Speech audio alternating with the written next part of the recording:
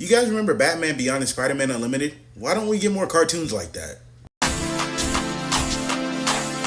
The whole thing would be, instead of basing certain stories or certain portions of an episode off of a comic book story, an entirely new premise for the comic book character in general, whether that be Batman or Spider-Man.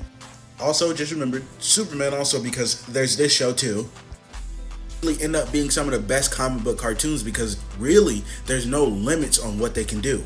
You could basically do whatever you wanted. Huh? Okay, almost anything you want to do because Marvel and DC still have the say-so on it because it's their property. If this character's not acting right or you didn't get the characterization right, well, it's a different universe. We're trying something different. They're not supposed to act like that in the first place. Thus leading to some of the best iterations of characters. Because had they have not had this freedom, we probably would have never seen something like that.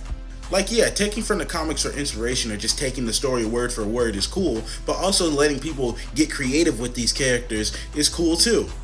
Like that Iron Man show that used to air on Nickelodeon, where instead of him being a grown man, he was a teenage superhero similar to Spider-Man. And to answer my own question from the beginning of the video, why don't we get more shows like this, is because for the most part, the heroes that got shows like this that's not really like comic book stories and it's just their own thing, already had like 15 different cartoon shows to begin with. So at this point, they're kind of just forced to try something new. There are obviously exceptions, like I said, Superman. Superman's only really had one-ish, two-ish shows, but it's Superman. He's iconic. Everybody knows Superman's story. On the other characters, they don't even have the luxury to try this because they simply just never had a show to begin with. So imagine telling comic book fans, hey, we're gonna do a show of this character, but it's not going to be from the comics, it's going to be something completely new. And that's not like it's the end of the world, but it's like, can we see the actual character first before we start getting like wacky and crazy? The point of this video is, I don't know, try shit.